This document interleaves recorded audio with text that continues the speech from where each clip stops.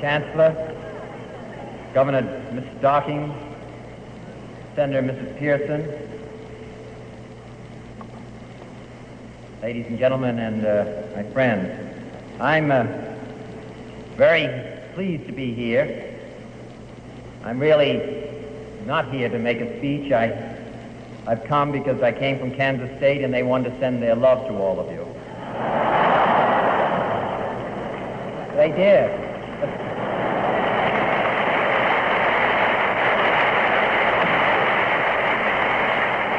That's all they talk about over there, how much they love you. Actually, I want to establish the fact that I am not an alumnus of Villanova.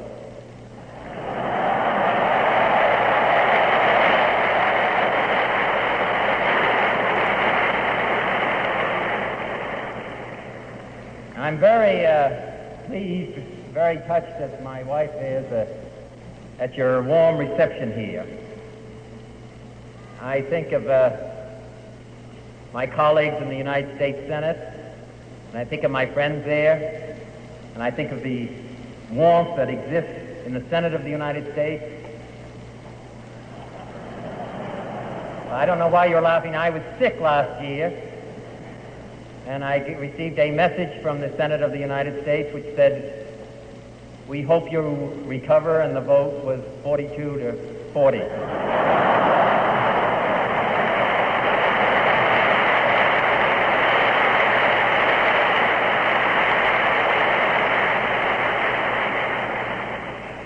And then they took a poll in one of the financial magazines of 500 of the largest businessmen in the United States to ask them what political leader they most admired, who they wanted to see President of the United States. And I received one vote. And I understand they're looking for him. I could take all my supporters to lunch. But I don't know whether you're going to like what I'm going to say today, but I just want you to remember as you look back upon this day, and when it comes to a question of who you're going to support, that it was a Kennedy who got you out of class.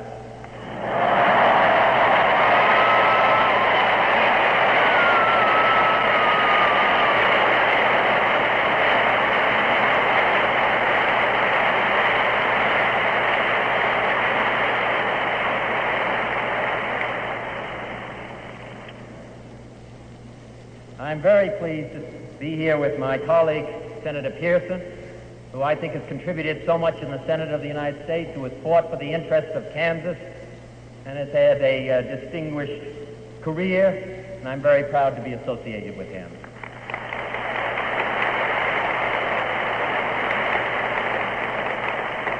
And Senator Carlson, who is not here, who is one of the most respected members of the Senate of the United States, respected not just on the Republican side, by the Democratic side, by all of his colleagues. And I'm pleased and proud to be in the Senate with Senator Carlson from the state of Kansas.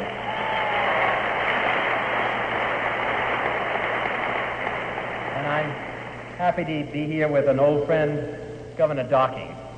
I don't think there was anyone that was more committed to President Kennedy and made more of an effort under the most adverse circumstances and with the most difficult situation than his father, who was governor of the state of Kansas. Nobody I worked with more closely myself when I was in Los Angeles. We weren't 100% successful, but that was a relationship that I will always value, and I know how highly President Kennedy valued it, and I'm very pleased to see him and to have seen his mother, Mrs. Docking, today also. So I'm very pleased to be in his state.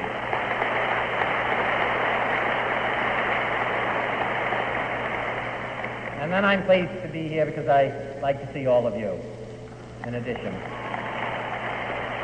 In 1824, when Thomas Hart Benton was urging in Congress the development of Iowa and other western territories, he was opposed by Daniel Webster, the senator from Massachusetts. What, asked Webster, what do we want with this vast and worthless area, this region of savages and wild beasts, of deserts of shifting sands and of whirlwinds, of dust and of cactus and of prairie dogs.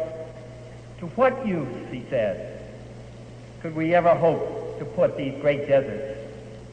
I will never vote for 1 cent from the public treasury to place the West 1 inch closer to Boston than it is now.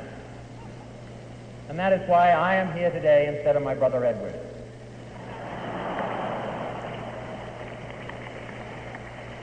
I'm glad to come here to the home of the man who publicly wrote, "If our colleges and universities do not breed men who riot, who rebel, who attack life with all the youthful vision and vigor, then there's something wrong with our colleges. The more riots that come out of our college campuses, the better the world for tomorrow."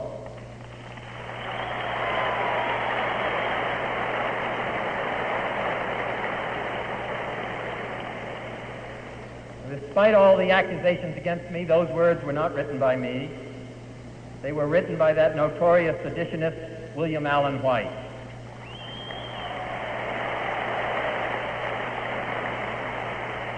And I know what great affection this university has for him. He is an honored man today, here on your campus and around the rest of the nation. But when he lived and wrote, he was reviled as an extremist and worse. For he spoke as he believed. He did not conceal his concern in comforting words. He did not delude his readers or himself with false hopes and with illusions. This spirit of honest confrontation is what America needs today. It has been missing all too often in the recent years, and it is one of the reasons that I run for President of the United States.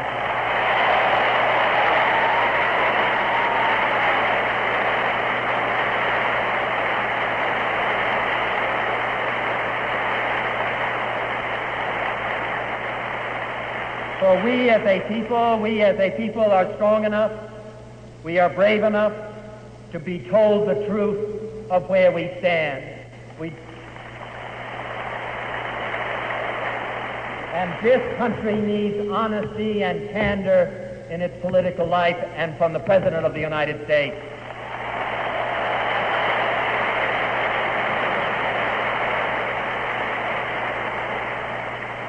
But I don't want to run for the presidency. I don't want America to make the critical choice of direction and leadership this year without confronting that truth. I don't want to win support or votes by hiding the American condition in false hopes or illusions. I want us to find out the promise of the future, what we can accomplish here in the United States, what this country does stand for, and what is expected of us in the years ahead. And I also want us to know and examine where we've gone wrong. And I want all of us, young and old, to have a chance to build a better country and change the direction of the United States of America.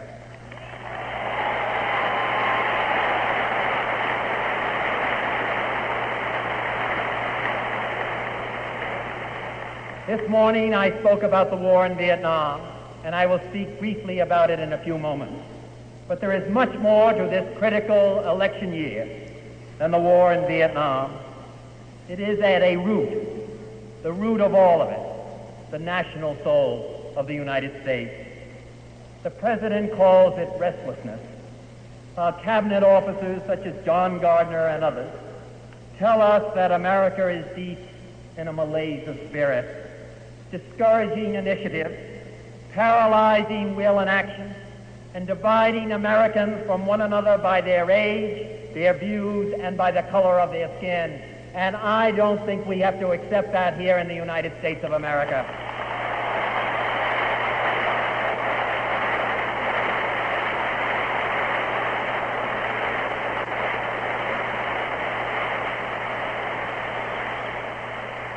Demonstrators shout down government officials, and the government answers by drafting demonstrators. Anarchists threaten to burn the country down, and some have begun to try, while tanks have patrolled American streets and machine guns have fired at American children. I don't think that this is a satisfying situation for the United States of America.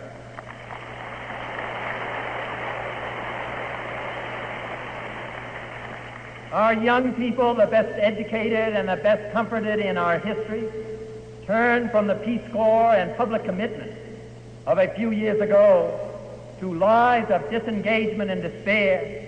Many of them turned on with drugs and turned off in America. None of them here, of course, at Kansas. Right? So we're all around us, not just on the question of Vietnam, not just on the question of the cities, not just on the question of poverty, not just on the problems of race relations, but all around us. And why you are so concerned, and why you are so disturbed. The fact is that men have lost confidence in themselves and each other. This confidence which has sustained us so much in the past. Rather than answer the cries of deprivation and despair, cries which the President's Commission on Civil Disorders tells us could split our nation finally asunder, rather than answer these desperate cries, hundreds of communities and millions of citizens are looking for their answer to force and repression and private gun stocks, so that we confront our fellow citizens across impassable barriers of hostility and mistrust. And again, I don't believe that we have to accept that. I don't believe that is necessary in the United States of America. I think that we can work together. I don't think we have to shoot at each other, to beat each other, to curse each other and criticize each other. I think that we can do better in this country.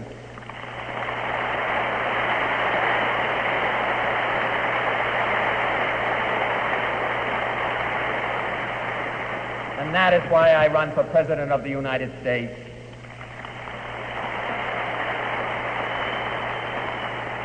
And if we seem powerless to stop this growing division between Americans who at least confront one another, there are millions more living in the hidden places whose names and faces are completely unknown. But I have seen these other Americans.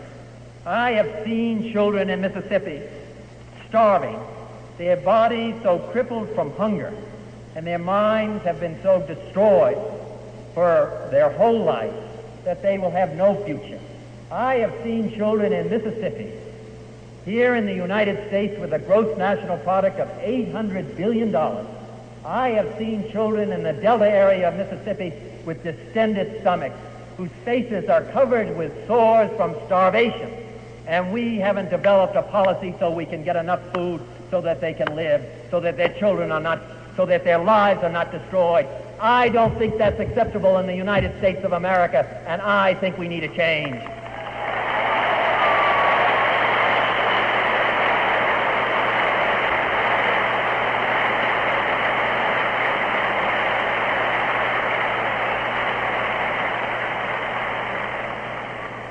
I have seen Indians living on their bare and meager reservations with no jobs, with an unemployment rate of 80%, and with so little hope for the future, that for young people, for young men and women in their teens, the greatest cause of death amongst them is suicide, that they end their lives by killing themselves. I don't think that we have to accept that for the first Americans, for this minority here in the United States, that young boys and girls are so filled with despair when they're going to high school and feel that their lives are so hopeless and that nobody's going to care for them, nobody's going to be involved with them, and nobody's going to bother with them, that they either hang themselves, shoot themselves, or kill themselves. I don't think that's acceptable, and I think the United States of America, I think the American people, I think we can do much, much better.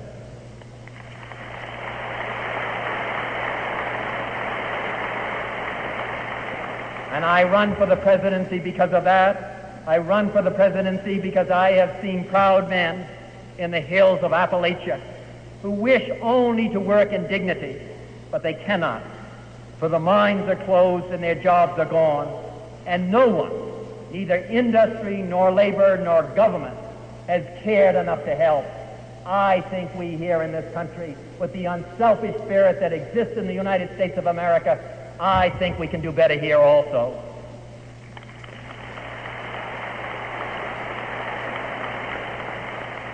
I have seen the people of the black ghettos listening to ever greater promises of equality and of justice as they sit in the same decaying schools and huddled in the same filthy rooms without heat, warding off the cold and warding off the rats. If we believe that we as Americans are bound together by a common concern for each other, then an urgent national priority is upon us. We must begin to end the disgrace of this other America. And this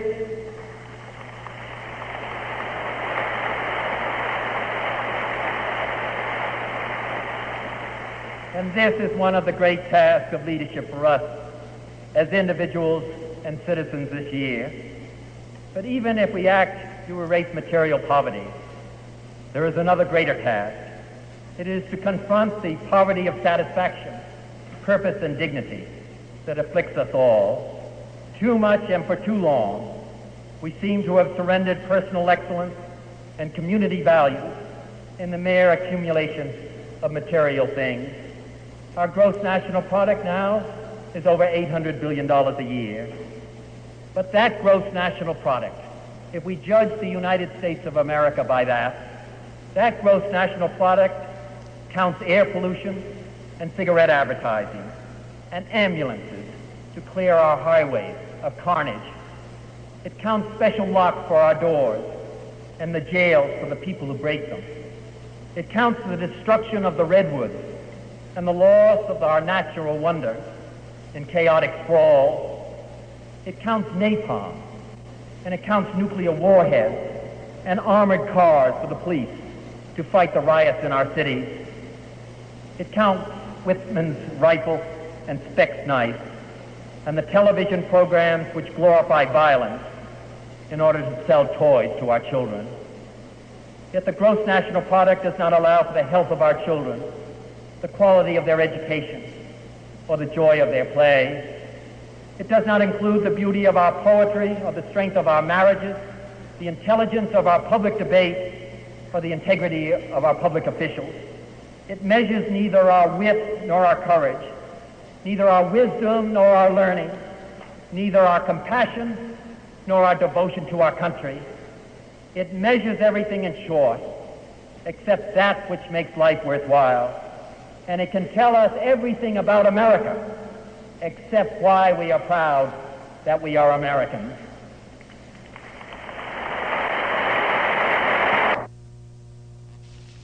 If this is true here at home, so it is true elsewhere in the world.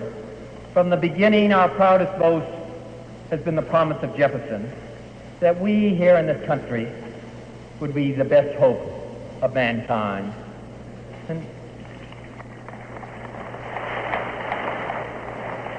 And now, as we look at the war in Vietnam, we wonder if we still hold a decent respect for the opinions of mankind, and whether the opinion maintains a decent respect for us, or whether, like Athens of old, we will forfeit sympathy and support, and ultimately our very security in the single-minded pursuit of our own goals and our own objectives. I do not want, and I do believe that most Americans do not want, to sell out America's interest to simply withdraw, to raise the white flag of surrender in Vietnam. That would be unacceptable to us as a people and unacceptable to us as a country. But I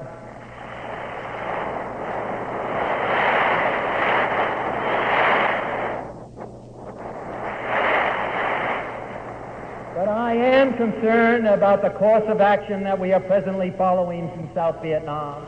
I am concerned about the fact that this has been made America's war. It was said a number of years ago that this is their war. This is the war of the South Vietnamese, that we can help them, but we can't win it for them. But over the period of the last 3 years, we have made the war and the struggle in South Vietnam our war, and I think that's unacceptable.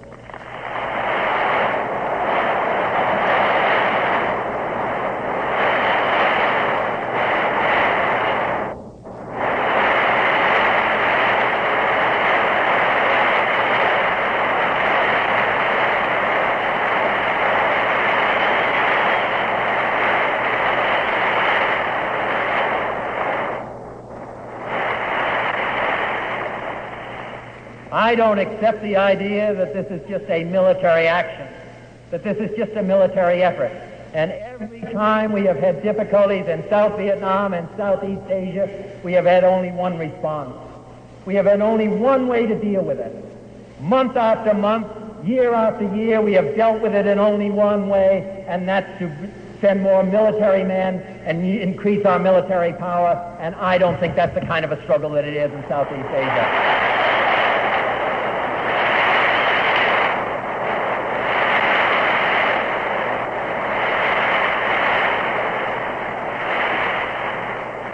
I think that this is a question of the people of South Vietnam. I think it's a question of the people of South Vietnam feeling it's worth their effort, that they're going to make the sacrifice, that they feel that their country and their government is worth fighting for.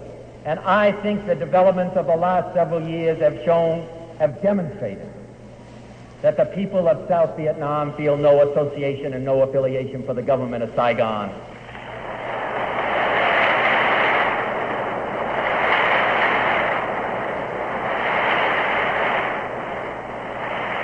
I don't think it's up to us here in the United States. I don't think it's up to us here in the United States to say that we're going to destroy all South Vietnam because we have a commitment there. The commander of the American forces at Ben Tre said we had to destroy that city in order to save it. So 38,000 people were wiped out or made refugees. We here in the United States, not just the United States government, not just the commander of forces in South Vietnam, the United States government and every human being that's in this room, we are part of that decision. And I don't think that we need do that any longer, and I think we should change our politics.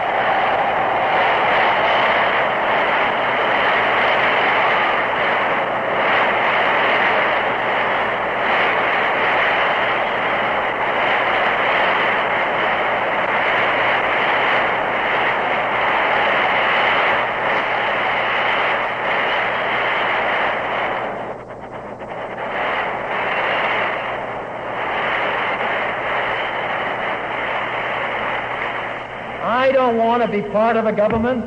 I don't want to be part of the United States. I don't want to be part of the American people and have them write of us as they wrote of Rome.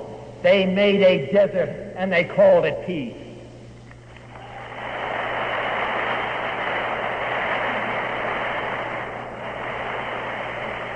I think we should go to the negotiating table, and I think we should take the steps to go to the negotiating table.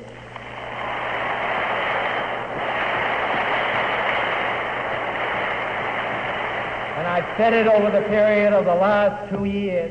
I think that we have a chance to have negotiations and the possibility of meaningful negotiations. But last February, a year ago, when the greatest opportunity existed for negotiations, the administration and the President of the United States felt that the military victory was right around the corner. And we sent a message to Ho Chi Minh in February 8th of 1967, virtually asking for their unconditional surrender. We are not going to obtain the unconditional surrender of the North Vietnamese and the Viet Cong any more than they are going to obtain the unconditional surrender of the United States of America.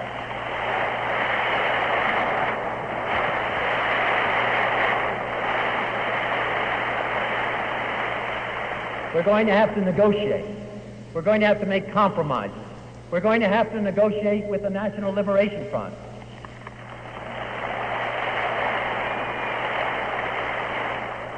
People can argue that's unfortunate that we have to negotiate with the National Liberation Front. But that is the fact of life. We have three choices. We either can pull out of South Vietnam unilaterally and raise the white flag. I think that's unacceptable.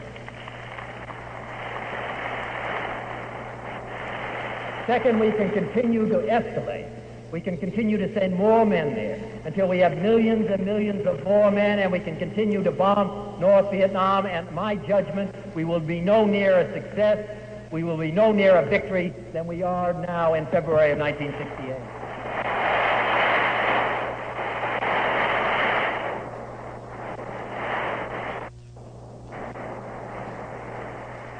And the third step that we can take is to go to the negotiating table. We can go to the negotiating table and not achieve everything that we wish. One of the things that we're going to have to accept as American people, but the other alternative so unacceptable. One of the things that we're going to have to accept as American people and that the United States government must accept is that the National Liberation Front is going to play a role in the future political process of South Vietnam.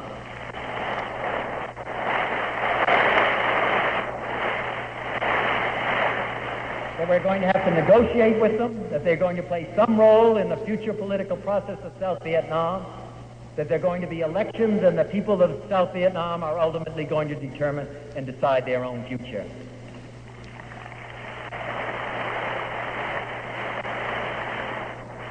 That is the course of action. That is the course of action that I would like to see. I would like to see the United States government to make it clear to the government of Saigon that we are not going to tolerate the corruption and the dishonesty. That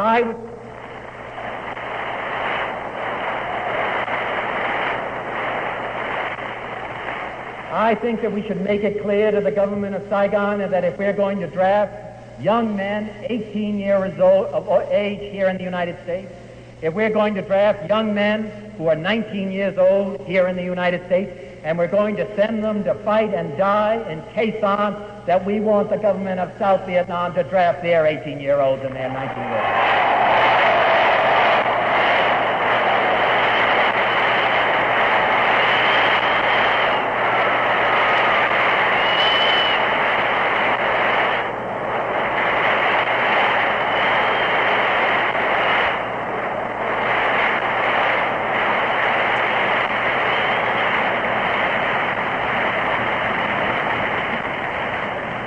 I want to make it clear that if the government of Saigon feels Khe Sanh or Con Thien and the area in the demilitarized zone are so important, if Khe Sanh is so important to the government of Saigon, I'd want to see those American Marines out of there and South Vietnamese troops in there.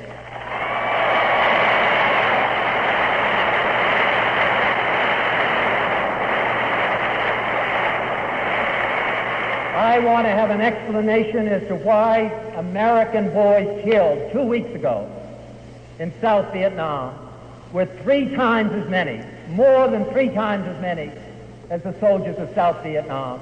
I want to understand why the casualties and the deaths over the period of the last 2 weeks at the height of the fighting should be so heavily American casualties as compared to the South Vietnamese. This is their war. I think we have to make the effort to help them. I think that we have to make the effort to fight, but I don't think we should have to carry the whole burden of that war. I think the South Vietnamese.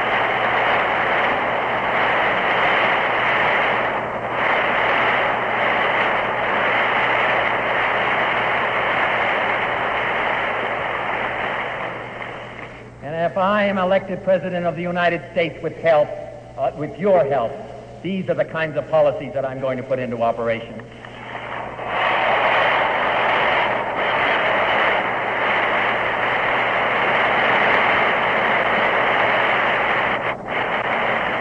We can do better here in the United States. We can do better. We can do better in our relationship to other countries around the rest of the globe. President Kennedy, when he campaigned in 1960, he talked about the loss of prestige that the United States had suffered around the rest of the globe.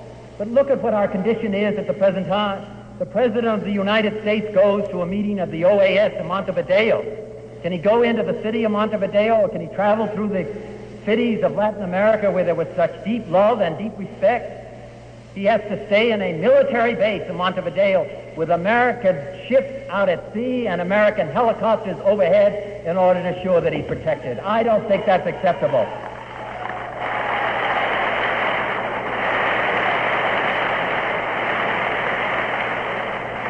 I think that we should have conditions here in the United States and support enough for our policy so that the President of the United States can travel freely and clearly across all the cities of this country and not just to military bases.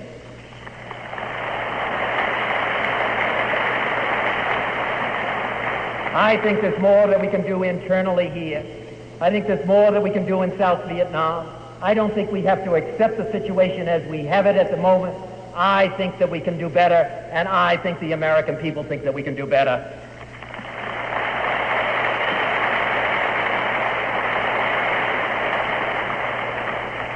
George Bernard Shaw once wrote, "Some people see things as they are and say, why? I dream things that never were and say, why not?"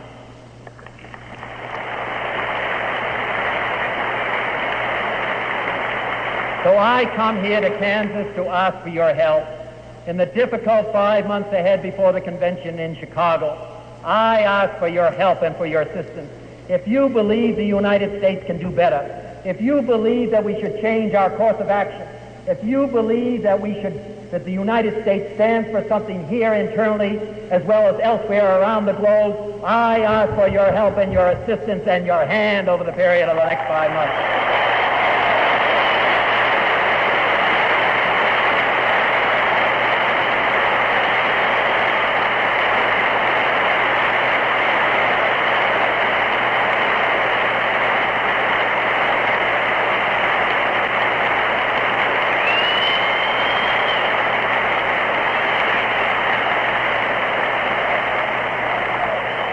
And when we win in November, and we begin a new period of time for the United States of America, I want the next generation of Americans to look back upon this period and say, as they said in Plato, joy was in those days but to live.